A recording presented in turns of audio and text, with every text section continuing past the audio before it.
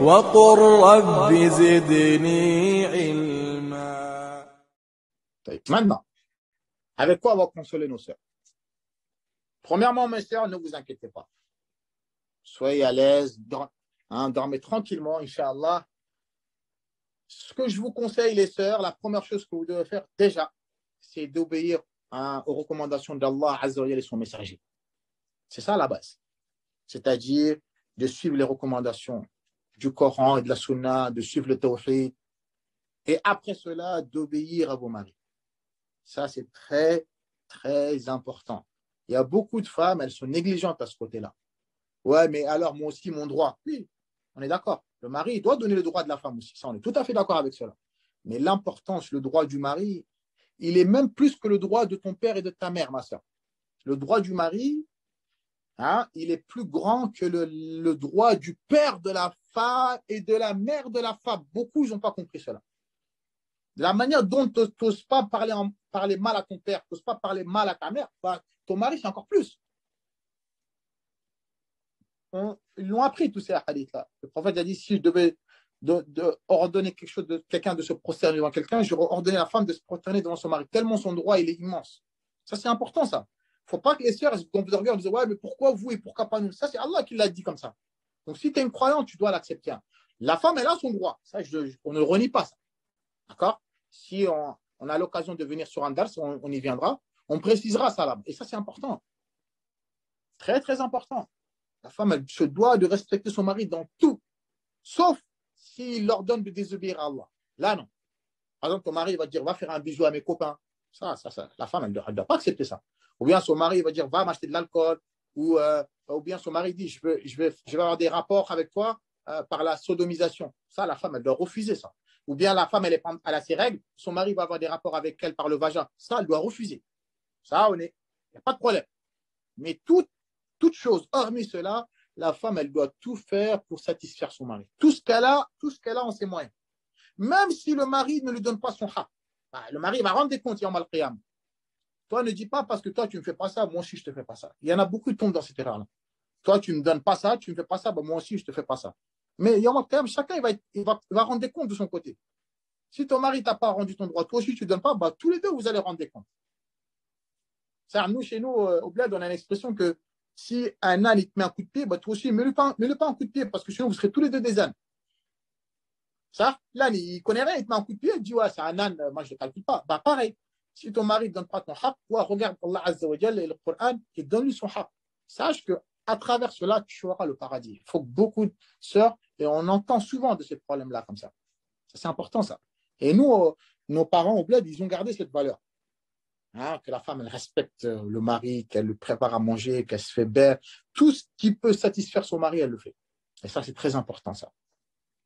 Je vous avais raconté l'histoire pendant la Sira. Il y avait un homme qui était... c'était en Égypte, ça s'est passé. Un homme, sa femme, elle était décédée, il pleurait. Pleurait comme un enfant. On lui a posé la question, pourquoi tu pleures? Parce que beaucoup de sœurs, c'est ce qu'ils n'ont pas compris. Quand tu es une femme exemplaire, et que tu as marqué le cœur de ton mari, il ne pourra jamais t'oublier, jamais de la vie, même si tu meurs. On a vu le prophète avec Khadija, tellement elle l'a respecté, elle l'a soutenu, elle l'a conforté, elle l'a aidé, même après sa mort, quand la sœur de Khadija, elle venait rendre visite au prophète, quand il entendait sa voix, elle ressemblait à Khadija. Le prophète, il était content. Jusqu'à Aïcha, elle était jalouse. Juste, il entendait la voix de sa sœur, ça lui faisait penser à la voix de Khadija. Tellement cette femme-là, elle l'a aidé. Quand une femme, elle aide son mari, elle le soutient, elle ne l'affiche pas devant tout le monde, elle ne le rabaisse pas, ça, la femme, elle va gagner de la baraka déjà. Et elle va marquer le cœur de son mari. Même si la femme, elle meurt haute, le mari ne va jamais l'oublier de la vie. Même s'il y en a, ils ne le reconnaissent pas ouvertement. Mais ça, c'est important. Et sur cet homme-là, on lui a dit, pourquoi tu pleures?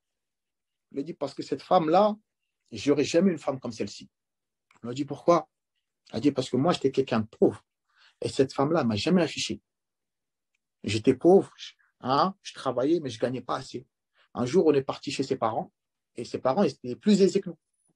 Et sa mère, ils ont ramené un bon plat à manger. Moi, j'ai mangé, et elle n'a pas voulu manger. Et ils lui ont dit, pourquoi? Sa mère, elle lui a dit, pourquoi tu ne manges pas? Elle a dit, non, maman, ça, mon mari, il me le donne tous les jours. Alors, ce n'est pas vrai. mais elle ne voulait pas afficher son mari en disant ah ouais, ici on mange bien, moi chez moi, j'ai pas ci, je mange pas ça. Juste pour se taire son mari, pour préserver son mari, elle n'a pas voulu manger. Elle a dit à ses parents moi, mon mari, tous les jours, il me ramène ça. Elle l'a préservé. Quand elle est morte, son mari il était en train de pleurer comme un enfant. Donc ça, c'est important. C'est le conseil que je veux donner à nos sœurs, qu'elles essaient de trouver des solutions pour essayer d'emprisonner le cœur de leur mari d'amour. Quand un homme, c'est pas par la beauté qu'il va être amoureux. Il peut être amoureux par la beauté, mais après le mariage, tu lui montres certains comportements, il peut être dégoûté. Maintenant, les femmes, elles ont cette solution-là. Comment je peux faire pour que mon mari soit emprisonné et qu'il ne veut jamais délivrer de mon amour? Ça existe. Hein? Tellement la femme elle va te respecter. Quand tu arrives, tu es tranquille. C'est pour ça, il y en a, tu ne les vois pas traîner dans la rue. Ils sont toujours chez eux. Pourquoi? Parce qu'ils sont bien là-bas. Ils sont comme des rois. Ah oui. La femme, c'est très important. Hein? Une femme, c'est elle qui gère la maison. C'est elle qui met l'ambiance. La bonne ambiance, etc. Après, il y a le caractère de femme. Ça arrive à tout le monde. Mais c'est la femme qui met la bonne ambiance. Même si son mari il est fâché, le prophète nous dit dans un hadith, elle vient lui demander pardon. Même si elle n'a rien fait. C'est pas une femme qui se gonfle d'orgueil. Vas-y, t'es fâché, c'est ton problème, débrouille-toi. Elle va regarder sa série télé ou va jouer avec son portable. Et toi, t'es couché, elle n'a rien à faire. Ça, c'est pas des caractéristiques des femmes vertueuses. C'est très, très important ce que je dis là. Et ça, je le dis parce que je veux du bien pour nos sœurs. Wallahi al-azim. Hada muhimmun jiddan. La jalousie n'est pas une bonne émotion. Il y aura ce genre de relation entre les habitants. Là, ma sœur, quand on dit jalousie, là, c'est pas jalousie négative. Hein. Cette jalousie-là qu'on a dit parmi les Hurun Aïd, hein, Al-Ghayra, ce n'est pas une jalousie négative. La jalousie négative, c'est que tu ne veux pas du bien. Les Hurun Aïd, elles n'ont jamais dit qu'elles ne veulent pas que les femmes de la marine ne rentrent pas au paradis. Ça, c'est la jalousie négative. Mais elles, ce n'est pas cette jalousie-là. C'est que tellement elles aiment leur mari, elles ne veulent pas qu'on leur fasse du tort. Voilà, c'est ce genre de jalousie. Ce n'est pas la jalousie négative. On a dit qu'au paradis, il n'y a pas de choses négatives. D'accord? C'est ça. Il faut bien comprendre les textes. Donc, ces femmes-là qui auront respecté leur mari, en général, si vous observez bien, ce sont ces femmes-là qui mettent au monde des grands hommes. Toujours. Observez bien. Observez bien, je vous ai dit. En commençant par les prophètes, les messagers, les grands hommes qui sont venus des grands hommes dans l'islam, regardez toujours leur mère ou bien leur femme. Un des deux. Soit ils ont, comme le prophète, il a eu une femme, Khadija. C'est elle qui l'a soutenu, c'est elle qui l'a réconforté. On dit toujours, derrière chaque grand homme, il y a une grande femme. Wallahi, ça, c'est une réalité. Hein. La femme qui respecte son mari, qui le préserve, qui l'apaise, qui l'encourage, etc., tu verras qu'elle va mettre au monde de vrais enfants, de bons enfants. Mais une femme qui rabaisse son mari, tu l'insultes comme si ton mari c'était un clochard, comme si c'était une serpillière, ça, c'est grave. Ça, ce n'est pas le comportement d'une femme vertueuse. Faites bien attention à cela. Vous avez compris cela ou pas? Donc, chaque grand homme, regardez, soit sa mère, soit sa femme. Toujours. Ces grands savants-là. Anas ibn Malik, c'est qui a été là, qui l'a ramené chez le prophète? Sa mère. L'imam Malik, le grand imam Malik de Madhab Maliki, son père, il est décédé tôt. C'est qui l'a ramené pour qu'il aille apprendre la science et il est devenu un grand savant? Sa mère. Le prophète Moussa, alayhi salam, c'est qui a exécuté l'ordre d'Allah Azza wa Jal? C'est qui? Sa mère. Toujours. Si ta mère, elle est bien maintenant une femme comme ça, pas une femme comme ça, d'accord? Wallahi al-azim, tu regardes ses enfants, une femme qui respecte son mari, tu regardes ses enfants et tu regardes une femme qui manque de respect à son mari, regarde leurs enfants, ils seront incomparables. Pas possible. Donc, ça, c'est un conseil, Inch'Allah, entre parenthèses, que je donne à mes sœurs. Après, s'il y a d'autres occasions pour donner des conseils aux frères, on leur donnera. Mais c'est très important, ça. Wallahi al-azim. Je vous le dis et je vous le répète, mes sœurs qui m'écoutent, ou ceux qui écouteront ce dars-là, écoutez bien ce conseil-là que je vous ai donné. Et respectez vos maris, non pas parce que vous êtes mieux qu'eux, non pas parce que vous avez peur d'eux, parce que c'est Allah qui vous l'a redonné. Si vous le faites par cela, Wallah, vous n'allez jamais le regretter. Même si le mari, il est pas reconnaissant. Même si le mari, il te considère pas. Toi, fais ton devoir, ma sœur. Et Wallah, les fruits, tu les verras un jour ou l'autre. Le mari, un jour ou l'autre, même si c'est un mari qu'Allah nous préserve, qui va voir ailleurs, ou qui fréquente d'autres femmes, qui fait n'importe quoi, un jour ou l'autre, il va voir ta valeur. Ça, c'est obligatoire. Obligatoire. Il va venir se mettre à quatre pattes et il va te demander pardon. Ça, c'est obligatoire. Mais ne soyez pas des femmes fières en disant ah, tu m'as fait ça à moi, tu me connais moi, tu vas voir. Ah non, ne soyez pas ce genre de femme. Donc, on revient à ce qu'on a dit. On a dit que les femmes de la dunya, ces femmes vertueuses que je viens de citer là, ces caractéristiques-là, hein, bah, ces femmes vertueuses seront encore plus belles que les Hurun Ain. Vous avez toutes les caractéristiques que j'ai dit de Hurun Ain là, bah, les femmes de la dunya qui ont suivi les recommandations et qui sont mortes, rentrées au paradis, bah, elles seront encore plus belles que les Hurun. Il y aura une grande différence. Hein. Il est arrivé dans certains hadiths, mais il y a divergence sur l'authenticité, que même les Hurun, elles seront jalouses. Les Hurun, elles diront, bah, on aurait voulu venir dans la dunya, nous aussi, pour être belles comme les femmes de la dunya. Pourquoi? Parce que ces femmes-là, elles ont adoré Allah. Les Hurun, elles, Allah les a créées comme ça.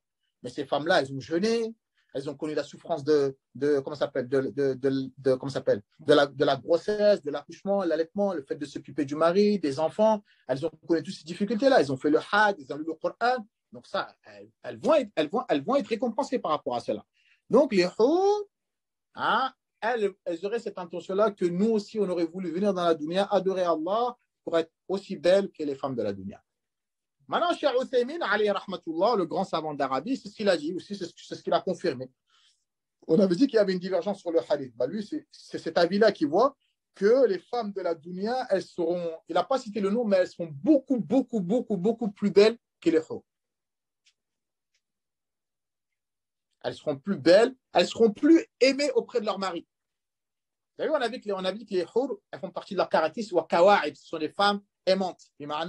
Elles ont la tchat, si on peut dire ça comme ça, des femmes qui font des choses pour que leur mari les aime. Bah, les femmes de la dunya, leurs maris vont plus les aimer eux encore que les Hurun. Bien sûr, si elles ont respecté les conditions, hein. Bien sûr. Vous avez compris cela, Riyad? Voilà. Donc, si toi et ta femme, vous êtes rentrés au paradis, bah, tu auras ta femme et tu auras les Hurun. Il n'y aura pas de jalousie en disant non, pourquoi, comme ces petites jalousies qu'il y a dans la dunya, ça, il n'y aura pas ça. Chacun sera de son côté, chacun, voilà. Mais les femmes de la dunya seront beaucoup, beaucoup, beaucoup plus belles que les Hurun. Donc, je pense que ça, c'est clair. Donc, Inch'Allah, nos sœurs, qu'elles aient la conscience tranquille. Et le plus important, qu'elles mettent en pratique les conseils que je leur ai donnés. Maintenant, pour leur beauté, là-bas, tu n'auras pas besoin de maquillage, ce sera la beauté naturelle. Il n'y aura pas besoin de, comment on appelle déjà, le mascara ou je ne sais quoi, ou le teint. Il n'y aura pas de tout ça. D'accord? Il n'y aura pas de tout ça. Ce serait une beauté naturelle, une beauté éternelle. Il n'y aura plus de mauvaise odeur. Il n'y aura pas plus besoin de s'épiler les pieds ou je ne sais quoi. Tout ça, c'est fini, mes soeurs. Terminé. Il n'y aura pas besoin d'aller dans les magasins de cosmétiques, gaspiller énormément d'argent. Et voilà. C'est clair ça ou pas? C'est ça le but, nos sœurs. Les conseils qu'on vous donne, ce sont des conseils sincères. Wallahi, on vous considère comme nos sœurs. Et ce n'est pas des conseils pour défendre un tel ou un tel. Moi, je ne suis pas ce genre de personne. Nous, les conseils qu'on donne, c'est les conseils. Allah, il a dit, le prophète sallallahu alayhi wa sallam, il a dit, et toute sœur qui va suivre nos conseils, Wallahi al-azim, je jure sur Allah azza wa jal 3 fois qu'elle ne va jamais le regretter. Toute sœur qui suit le conseil qu'on lui donne. Et j'espère que ce dars-là, ce soit des causes pour que nous-mêmes, on se réforme, nous les hommes, qu'on soit meilleurs envers nos femmes et que les sœurs, elles prennent conscience. Tu vois certains comportements de certaines sœurs musulmanes, même les koufars, elles ne font pas ça à leur mari. Des fois, tu te dis, c'est rajib. On se dit musulmans, subhanallah. Que ce soit les hommes ou les femmes, hein, on fait certaines choses que même les koufars, ils ne font pas. Tu vois certains problèmes dans les couples, tu te dis, c'est incroyable. Des fois, tu te dis, je ne sais pas si c'est l'homme, la femme, ou la femme qui est l'homme. Donc, ça, je le dis et je le réitère, que ce soit pour les frères ou pour les sœurs, tout conseil qu'on donne aux sœurs, wallahi, si elles suivent nos conseils-là, elles ne vont jamais le regretter. Et des fois, on reçoit certains appels ou certaines sollicitations de certaines sœurs.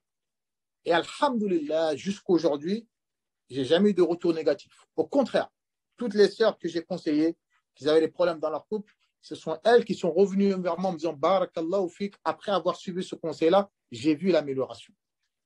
Wallahi l'azim. Mais il y a certaines sœurs, elles sont trop pressées.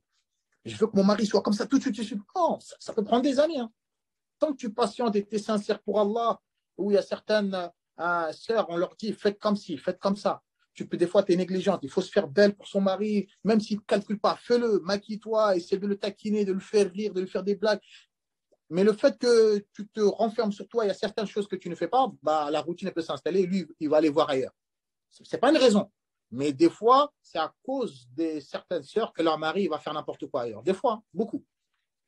Ça, c'est important, ça. Très, très important. La femme, elle doit satisfaire son mari de tous les moyens qu'elle peut possible. Et à travers la satisfaction de son mari, c'est la satisfaction d'Allah qu'elle recherche. Il y en a, ils pensent qu'en faisant ça à son mari, c'est comme moi, je suis son esclave. Non. C'est une croyante, c'est un croyant. On est tous des serviteurs d'Allah. Vos maris ne vous ont pas créés. Vous appartenez pas à vos maris, vous appartenez à Allah. Donc, c'est ce Allah qui vous a dit, faites comme ça. Donc, maintenant, si toi, tu refuses de le faire, maintenant, tu vas rendre des comptes avec Allah, c'est tout. Donc, Inch'Allah, j'espère que les sœurs, elles suivront les conseils. J'espère qu'il y aura du khair.